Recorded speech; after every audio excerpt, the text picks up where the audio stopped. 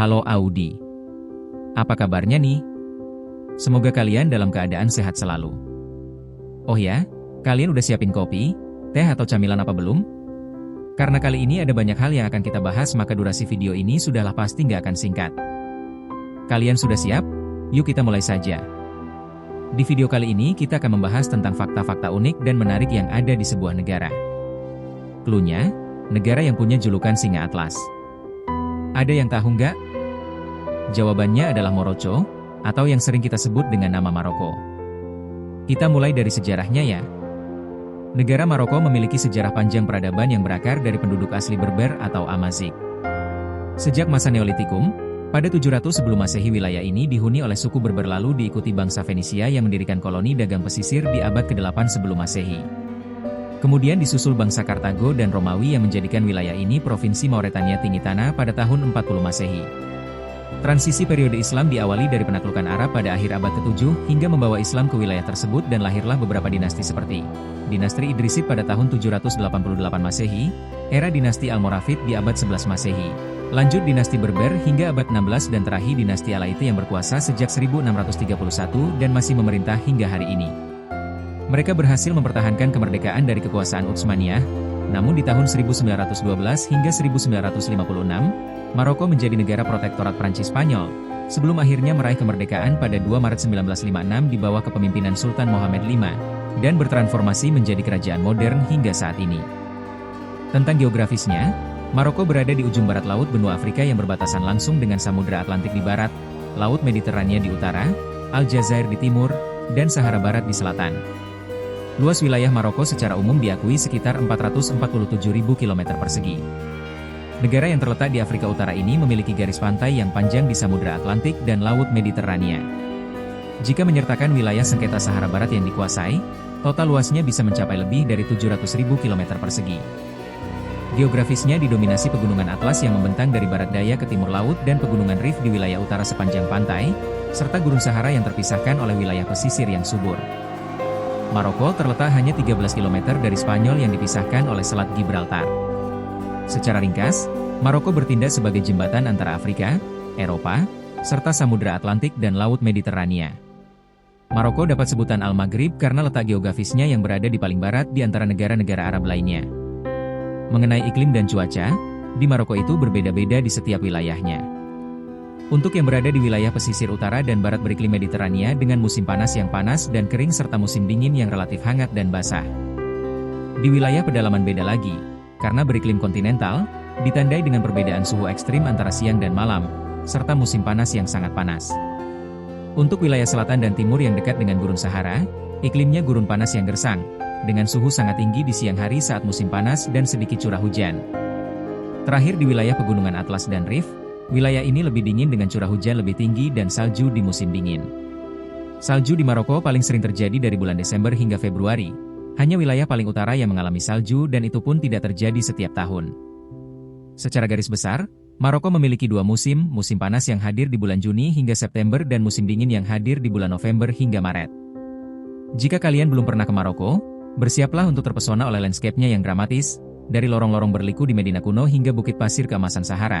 Permata Afrika Utara ini selalu menawarkan sesuatu yang menarik, mempesona, dan tak terlupakan. Secara etnis, penduduk Maroko didominasi oleh 3 etnis. Yang pertama etnis Berber atau Amazigh, penduduk asli yang mendiami wilayah pedesaan, terutama pegunungan Atlas. Yang kedua ada etnis Arab, pendatang yang membawa budaya dan bahasa Arab yang mendominasi wilayah perkotaan. Dan yang terakhir ada etnis perpaduan antara Arab dan Berber, kelompok mayoritas yang membentuk sebagian besar populasi dan menyebar di semua wilayah. Berdasarkan data terbaru per April 2026, jumlah penduduk Maroko diperkirakan sekitar 38 juta jiwa. Angka ini menempatkan Maroko sebagai salah satu negara dengan populasi yang signifikan di Afrika Utara.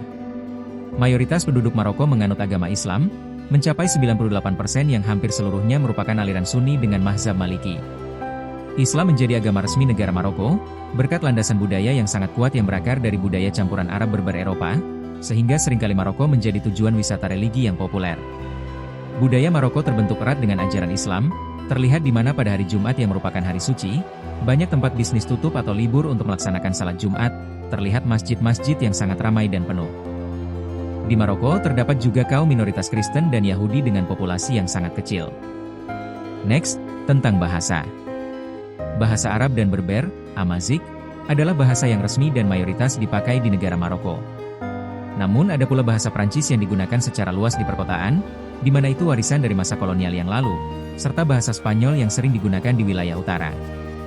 Berikutnya tentang sistem pemerintahannya, Maroko adalah monarki konstitusional dengan sistem parlementer yang demokratis, di mana raja bertindak sebagai kepala negara dan memiliki kekuasaan eksekutif, terutama dalam urusan agama, militer, dan luar negeri.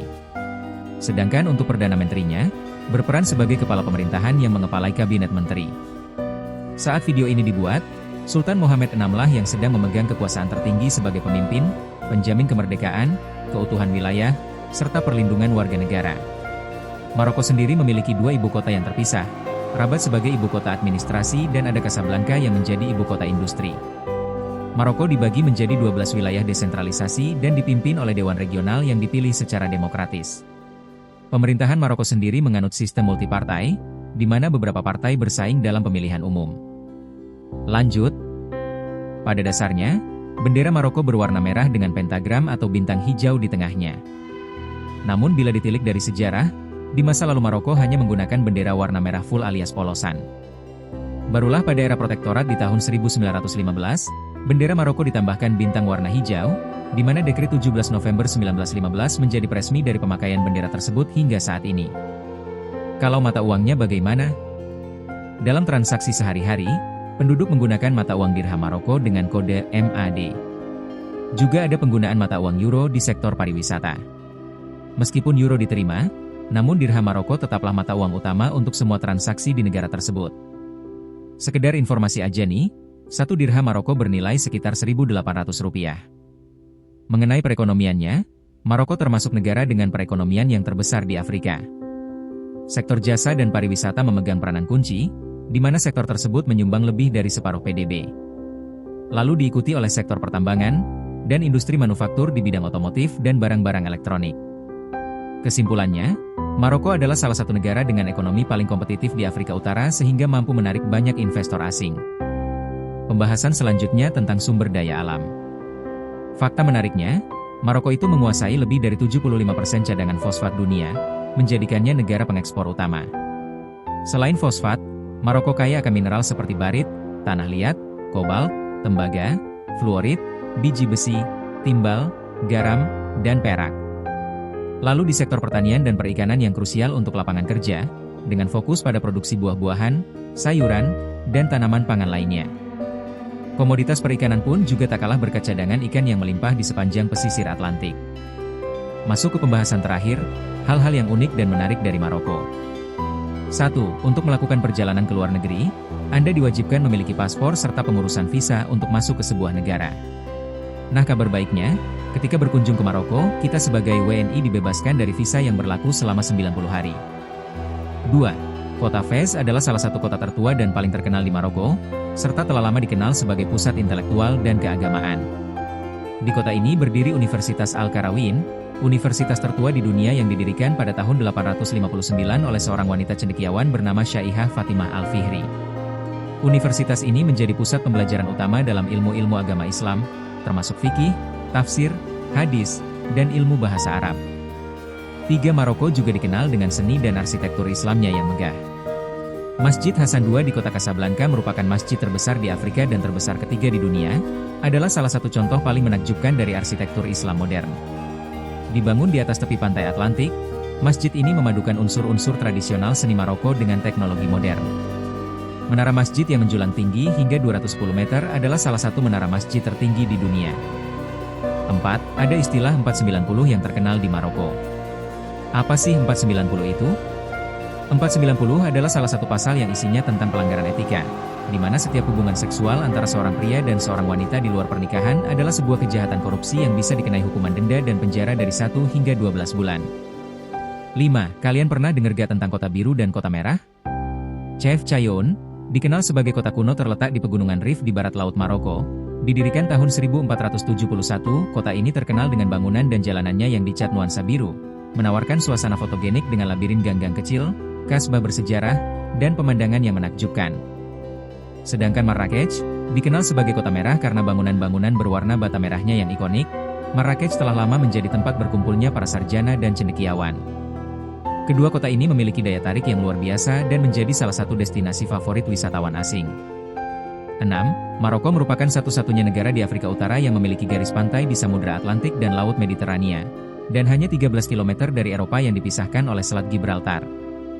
7. Secara data, luas total Gurun Sahara adalah sekitar 8,6 juta kilometer persegi. Saking luasnya, Gurun Sahara membentang di 11 negara, dan wilayah barat Gurun Sahara sendiri masuk ke wilayah bagian tenggara Maroko. 8. Bagi kalian pecinta sepak bola, mestinya sudah tahu kan kalau Maroko bakal jadi salah satu tuan rumah Piala Dunia 2030. Namun pada Oktober 2025 lalu terjadi protes besar-besaran di mana para demonstrasi anti pemerintah meluas ke berbagai kota besar. Mereka mengkritik pengeluaran yang sangat besar untuk penyelenggaraan event Piala Dunia 2030. Terima kasih kalian sudah menonton video ini hingga selesai. Next, apalagi yang mau dibahas silahkan tulis di kolom komentar. Ikuti kami terus untuk belajar bareng tentang banyak hal yang mungkin belum Anda ketahui. Sampai jumpa di video berikutnya.